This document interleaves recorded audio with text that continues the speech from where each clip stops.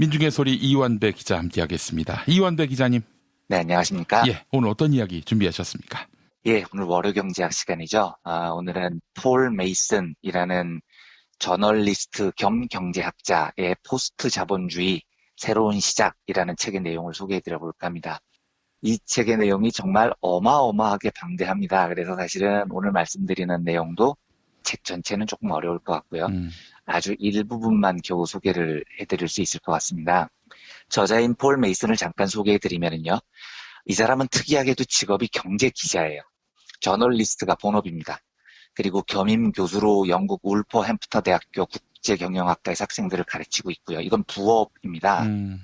제가 그래서 기자로서 폴 메이슨이 너무 부러운 건, 와, 저널리스트가 이 정도 되는 식견을 가질 수도 있구나. 기자도 이렇게 거대한 학문적 상상을 할 수 있구나 하는 점입니다. 예. 2016년에 거대한 후퇴라는 책이 발간이 됐는데, 이 책은 영국 브렉시트 사태를 보고요. 세계의 지성들이 너무 큰 쇼크를 받아서 왜 이런 현상이 나타나는지를 함께 분석하고 대안을 모색한 책이에요. 그런데 이 책의 공동 저자들이 어마어마합니다. 지금은 또 바우만, 낸시 프레이저, 슬라보의 지젝, 볼프강 슈트렉, 이 한 명 한 명 이름이 다 드림팀급에 속하는 사람들입니다. 그러니까 축구로 따지면 네이마르, 호나우두, 메시, 해리케인 이게 한 팀에 있는 거고요. 네, 우리나라에서 방송으로 따지면 유시민, 김용민, 김어준, 손석희, 김재동 이 정도 멤버들을 지금 한 팀에 몰아넣은 거예요. 아니, 그 김어준이 왜 들어갑니까?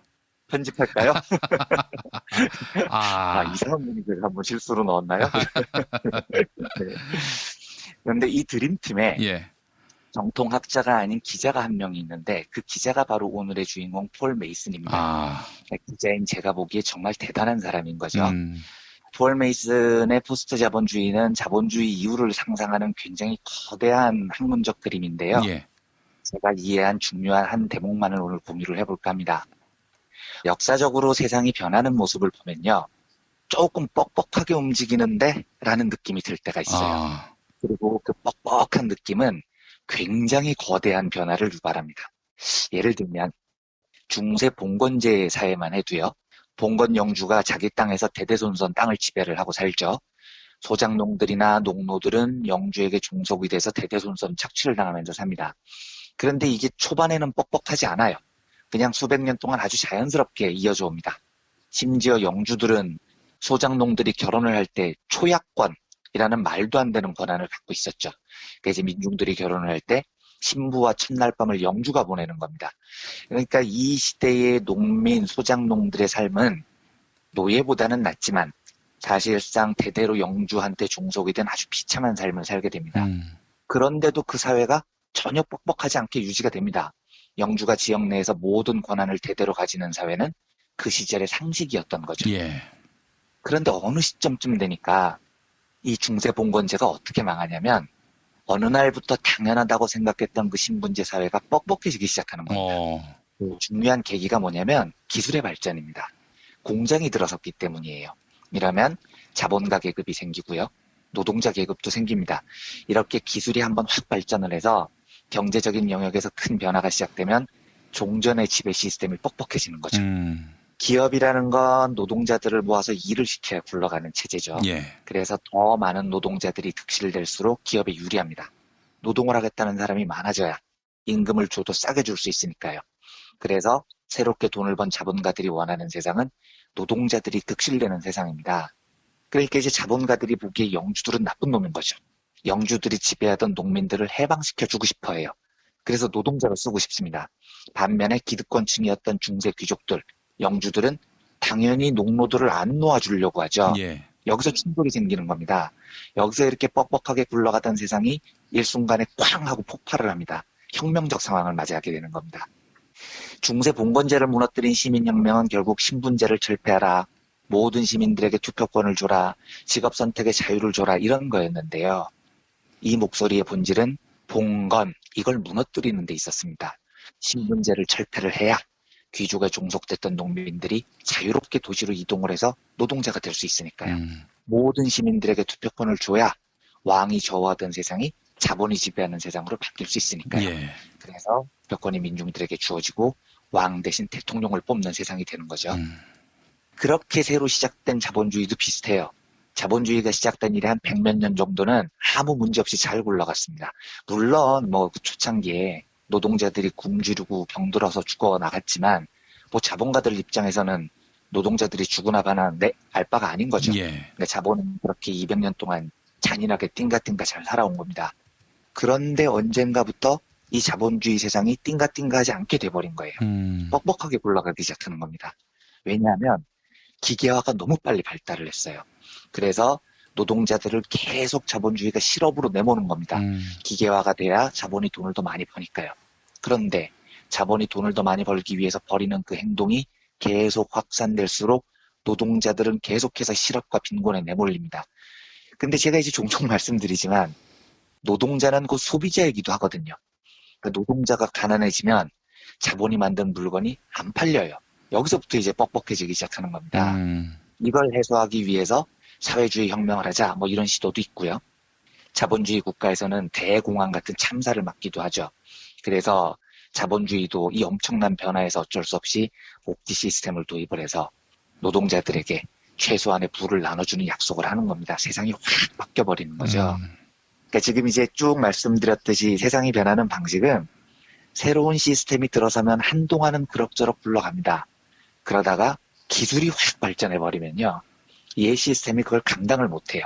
체제 안에서 모순이 생겨버립니다. 그리고 그 모순을 해결하지 못한 상태에서 세상이 뭔가 혁명적인 변화를 맞게 된다는 이야기입니다. 그러면 요 이야기를 지금 우리가 사는 시대에 대입을 해보겠습니다. 우리가 보통 산업사회라고 부르는 사회가 한동안 별 무리 없이 진행돼 왔죠. 산업사회는 전통적인 노동 그리고 기계 이 두 개의 합으로 부가가치를 만든 세상이었어요. 그러니까 공장에서 뭘 만드는 게 세상의 주력이었다는 이야기죠. 그런데 어느 날부터 세상이 좀 뻑뻑해진다는 느낌이 듭니다. 언제부터냐? 정보기술이 비약적으로 발전하고 난 다음부터예요. 인터넷, 모바일 이 세상은 봉건에서 자본주의로 넘어오는 산업혁명 시대 못지않은 혁명적인 기술의 발전이었거든요. 그리고 역사적으로 이런 비약적인 기술의 발전은 반드시 옛 시스템의 붕괴를 일으킵니다. 폴 메이슨도 여기서부터 문제를 제기하기 시작해요. 네트워크 기술이 비약적으로 발전을 했는데 우리가 사는 세상의 자본주의는 과연 이 세상을 감당할 만하냐 이런 거죠. 공장 위주의 산업자본주의와 달리 지식자본주의 시대에 돈을 버는 핵심은 지식에 있습니다. 문제는 이 지식이라는 게요. 한두 명의 머리에서 나오는 천재적인 아이디어가 아니라는 겁니다. 지식의 핵심은 사실 돌아보면 인류 공동체의 공동지식 같은 거거든요. 예를 들어서 우리가 놀랍게 생각하는 알파고만 해도요. 그게 이제 구글이 만들어서 그렇지. 그걸 구글의 지식이라고 할 수는 없는 거잖아요. 알파고는 인간이 뒀던 수천만 판의 바둑을 종합을 해서 다음 수를 예측하는 프로그램일 뿐이라고요. 물론 이제 그걸 종합하는 기술은 구글이 만들었지만 그 기술의 기반은 인간이 뒀던 수천만 판의 바둑입니다. 인류 공동의 지식이라는 거죠. 인공지능 의사가 나왔습니다. 얘가 치료를 열나 잘해요. 그런데 그것도 그 인공지능 로봇의 지식이냐 하면 아닌 겁니다. 수천 년 동안 인류가 서로를 치료해온 방식, 다양한 의학적 실험 이런 것들의 종합입니다. 물론 그걸 종합하는 기술은 로봇 개발 회사의 것이겠지만 궁극적으로 지식의 기반은 인류의 것이라는 거죠. 폴 메이슨이 보기에 뻑뻑함이 여기서 시작되는 겁니다. 이윤 창출의 원천이 새로운 지식이고 돈은 기업이 버는데 그 지식은 사실 우리 모두의 것이라고요. 이걸 기업이 다 가로채는 시스템이 유지가 될 수 있겠느냐라는 게 메이슨의 질문이에요. 예를 들면 우리나라 포털 사이트가 그런 곳입니다. 포털 사이트에서 검색을 하면 나오는 정보가 블로그, 카페, SNS, 지식인 이런 곳에서 쭉 지식이 나오죠. 예. 그런데 그 지식이 누구 거냐는 거죠. 그게 네이버나 다음 겁니까? 아닙니다. 모두 우리 유저들이 만든 거예요. 유저들이 생산한 지식 정보인데 그걸 종합했다는 이유로 포털이 돈을 싹 쓸어가고 있을 뿐입니다. 이때 자본이 제일 바라는 바는 민중들이 무식했으면 하고 비는 거예요. 우리가 니들 지식을 쏙쏙 빼먹어도 니들은 그냥 멍청하게 SNS에 좋은 정보 올리고 헤헤거리고 좋아했으면 좋겠어. 너희들이 멍청했으면 좋겠어 라는 거죠. 네. 그래야 공동의 지식을 자기들 돈벌이에 사용해도 아무도 시비를 안 걸 테니까요. 근데 여기서 진짜 딜레마가 시작이 됩니다. 만약에 네이버나 다음이 원하는 대로 민중들이 멍청해지면요.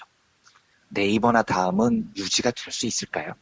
그러니까 포털이라는 곳은 인류의 뛰어난 지식 정보를 모아야 그걸로 돈을 버는 곳이에요. 그런데 정보를 올리는 사람이 다 바보가 되면 거기에 올라가는 정보 중에 유익한 정보가 몇 개나 올라가겠습니까?